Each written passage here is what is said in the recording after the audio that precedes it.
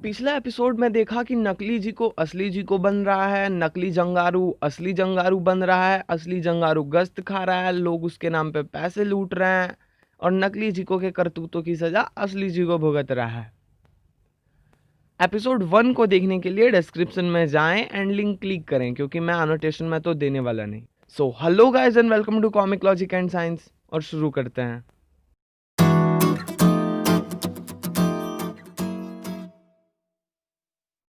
जीको ने अपनी सफाई देनी चाहिए परंतु पुलिस ऑफिसर्स ने उसकी एक न सुनी। आपको जो कहना है अदालत में कहिएगा। देखो ऑफिसर, अगर आप मुझे पकड़कर शांति से बैठ जाएंगे तो अपराधी अपना काम आसानी से कर लेगा, जीको ने गुस्सा कर कहा। जब आप हमारी कैद में होंगे तो काम कौन करेगा, ऑफिसर ने कहा। वो आदमी जिसने ये पर्चे डलवाए हैं। मगर पर्चे तो तुमने ही डलवाए हैं। खैर, इसका फैसला तो बाद में हो जाएगा। ओह, जीको ने बंदूक छीन ली। नहीं ऑफिसर, आप मुझे इस तरह नहीं ले जाते हैं। वो देखो, एक पुलिस ऑफिसर ने सोचा, कोई मेरा रास्ता रोकने की कोशिश नहीं करेगा। जीको ने गन इंस्पेक्टर की ओर तानते हुए कही। अब तुम बच नहीं सकते जीको, रिवॉल्वर फेंक दो, वरना जो तुम करने जा रहे हो उसे रोकने के लिए हम अपने एक पुलिस ऑफिसर की जान की परवाह नहीं करेंगे, ऑफिसर ने चिल्लाकर कहा।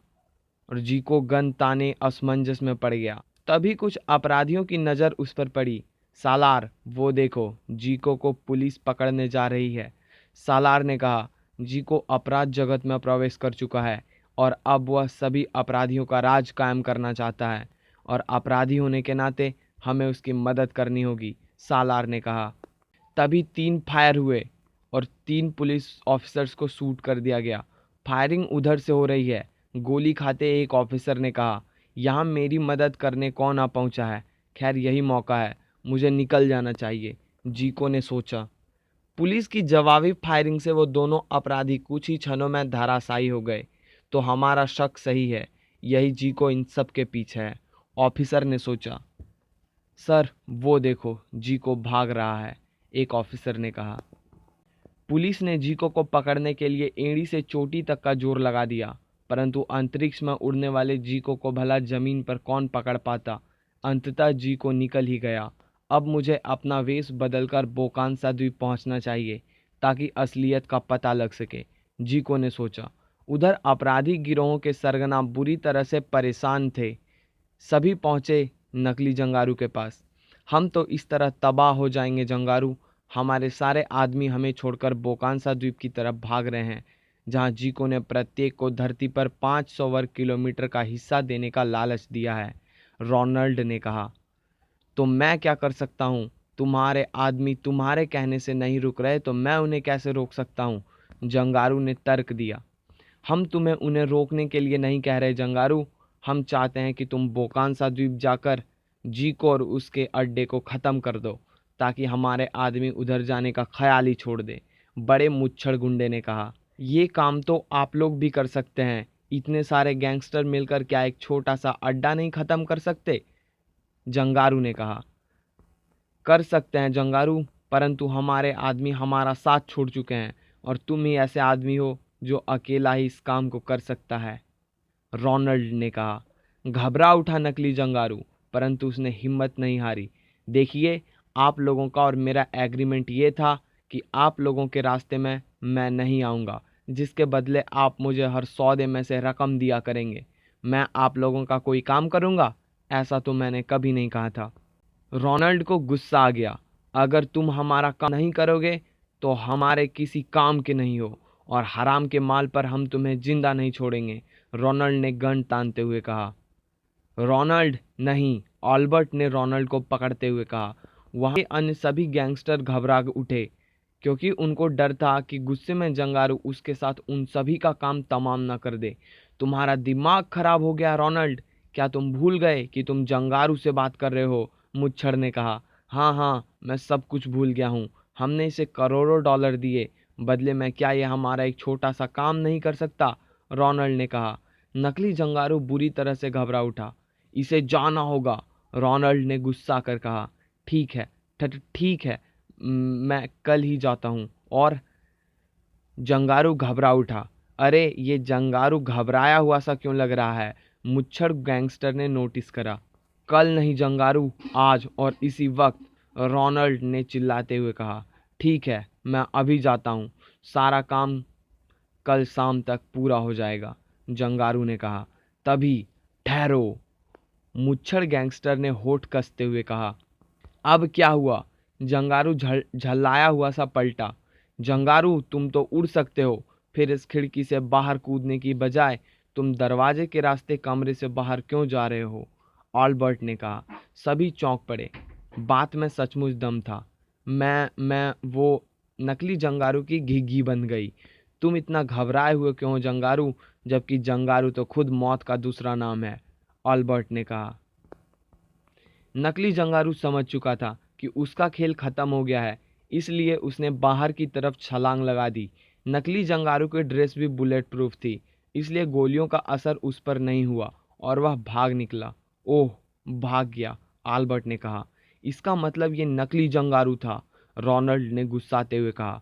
मुझे तो पहले ही शक था कि जंगारू अचानक अपराधी क्यों बन गया, मुच्छड़ गुंडे ने सोचते हुए कहा।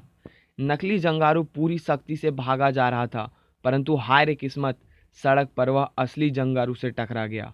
जंगारू, असली जंगारू ने सोचा। असली जंगारू चौंक उठा, परंतु उसने असलियत छुपाए रखी। क्या बात है जंगारू, तुम इस कदर कहाँ भागे जा रहे हो? असली जंगारू ने पूछा। तुमसे मतलब, अपना रास्ता नापो, नकली जंगारू स्टार्क ने कहा। मतलब है ना बेटा, तभी तो पूछ रहा हूँ, क्योंकि मैं जंगार हूँ, असली। असली जंगारू ने स्टार्क को दबोचते हुए कहा।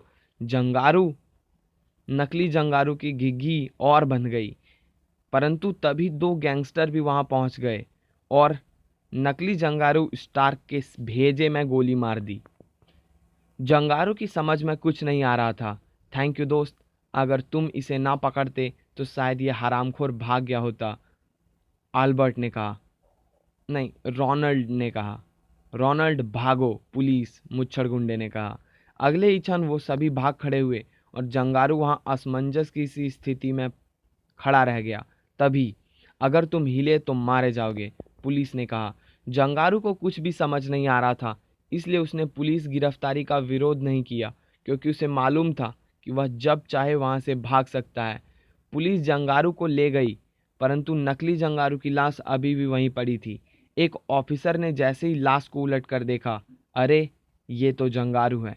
जंगारू के मरने की खबर भारत में विशाल नगर के आईजी टंडन तक भी पहुंची। नहीं नहीं नहीं, मुझे विश्वास नहीं होता कि जंगारू इतनी आसानी से मर सकता है, आईजी टंडन ने कहा। उधर अमेरिकी पुलिस ने समुद्र में बोकांसा द्वीप के चारों तरफ नाकाबंदी कर दी थी, ताकि कोई अपराधी उस द्वीप तक ना पहुंच सके। तुम लोगों को अंतिम चेतावनी दी जाती है कि वापस लौट जाओ, वरना अपनी मौत के जिम्मेदार तुम स्वयं होगे, एक शिप से आवाज आई। परंतु तभी आकाश में कुछ हेलिकारें उड़ती नजर आई और इससे पहले कि कोई कुछ समझ पाता, उनमें से फायरिंग शुरू हो गई और फायरिंग की शिकार बनी पुलिस की मोटर बोट्स। कुछ ही क्षणों में अपराधियों का रास्ता साफ था। सभी मोटर बोट तेजी से बोकांसा द्वीप की तरफ भागी जा रही थी और उन्हीं में से एक पर सवार था जीको, भेष बदले हुए। ओह, ये तो लेजर बीम से हमला कर रहे हैं। क्या पृथ्वी पर भी विध्वंसक लेजर बीम का इस्तेमाल होने लगा? जीको ने सोचा। बड़ी संख्या में अपराधी बोकांसा द्वीप पर पहुंच चुके थे। पुलिस की तबाही को देखते हुए यह केस मिलिट्री को सौंप दिया गया, परंतु 3 दिन बीत जाने के बावजूद मिलिट्री को बोकांसा द्वीप पर चिड़िया का बच्चा तक नहीं मिला। कहाँ चले गए सब? यहाँ तो एक भी आदमी नहीं मिला। आखिरकार थक कर मामला सीआईए गुप्तचर विभाग को सौंप दिया गया। दोस्तों, मामला बहुत संगीन है। हम इस केस के लिए दुनिया भर के जासूस और अन्य जंगबाजों को भी बुलवा रहे हैं। सर, क्या ये ठीक रहेगा कि सीआईए जैसी संस्था अन्य देशों से मदद मांगे? ऑफिसर ने तर्क दिया। यस सर, मेरा ख्याल भी यही है कि इस मिशन को हम खुद ही संभालें, टकले ऑफिसर ने कहा।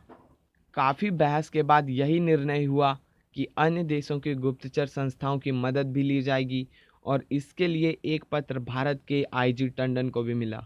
ओह, जंगारू तो लापता है। मेरी समझ में नहीं आता और किसको इस मिशन पर भेजूं, आईजी टंडन ने कहा। सर अगर आप कहें तो सैंडो से बात करें, एक ऑफिसर ने कहा। सैंडो? सभी सोच में पड़ गए। ये सैंडो कौन है? आईजी टंडन ने पूछा। सैंडो रेत का वो तूफान है सर, जो जहां से गुजर जाए तबाही मचा देता है। काल है वह अपराधियों का। परंतु वो हमारा कहना क्यों मानेगा? आईजी टंडन ने कहा। लेकिन ट्राई करने में क्या हर्ज है सर? अगर वो मान गया तो सच कहता हूं, सारी दुनिया के अपराध जगत के लिए वो अकेला ही काफी है, एक ऑफिसर ने कहा। कोई चारा न होने की दशा में एक ऑफिसर को सैंडो के पास भेजा गया। सैंडो। रेगिस्तान की हवा सैंडो की जासूसी करती है। तुरंत ही उसने आवाज सैंडो तक पहुंचा दी। ओह, ये कौन आवाज दे रहा है मुझे? और फिर रेत का एक तेज गुबार सैंडो को उड़ा ले चला उसे पुकारने वाले के पास। कुछ ही क्षणों बाद सैंडो ऑफिसर के सामने था। कौन हो तुम और मुझे क्यों पुकार रहे हो? सैंडो ने कहा। मैं भारतीय गुप्तचर विभाग का एक ऑफिसर हूं और चीफ के कहने पर तुम्हारे पास मदद के लिए आया हूं, ऑफिसर ने कहा। और फिर ऑफिसर ने अपने आने का कारण सैंडो को बताया। अमेरिका तो अपने को दुनिया का चौधरी मानता है ऑफिसर, तो इस मिशन पर हमारी मदद क्यों मांग रहा है? सैंडो ने तर्क दिया। ये सिर्फ अमेरिका का ही नहीं, पूरी पृथ्वी की समस्या है सैंडो। तुम्हें वहां जाना चाहिए, ऑफिसर ने कहा। सैंडो को अपना निर्णय बार बार दोहराने की आदत नहीं ऑफिसर, बेहतर हो अगर तुम यहाँ से चले जाओ। ऑफिसर तो चला गया, परंतु सैंडो के दिमाग में उसी की बातें गूंज रही थी। ये अमेरिका की नहीं, पूरी पृथ्वी की समस्या है। मैं जाऊंगा, मैं जरूर जाऊंगा। साला एक्वामैन निकला नहीं। और फिर सैंडो निकल पड़ा मौत से जूझने। सैंडो ज्यादा लंबी दूरियां रेत के गुबार पर सवार होकर पूरी करता है, क्योंकि रेत सैंडो की गुलाम है। मैंने तो तुम्हें पहले ही कहा था, ये मौत का मिशन है। शायद सैंडो डर गया, आईजी टंडन ने कहा। नहीं सर, सैंडो तो चलती फिरती मौत है, ऑफिसर ने कहा। तो फिर उसने आने से इनकार क्यों कर दिया? आईजी टंडन ने पूछा। मेरी तो खुद समझ में नहीं आ रहा है, ऑफिसर ने कहा। काश आज जंगारू यहाँ होता तो हमें इतनी परेशानी नहीं होती, आईजी टंडन ने सोचा। उधर जंगारू की मौत की खबर ज्वालापुत्र तक भी पहुंची और वह निकल पड़ा जंगारू की मौत का बदला लेने। उसकी मंजिल थी अमेरिका का शहर न्यूयॉर्क। जंगारू को अमेरिकन्स ने मारा है, मैं अमेरिका की ईंट से ईंट बजा दूंगा, ज्वालापुत्र ने तय कर लिया।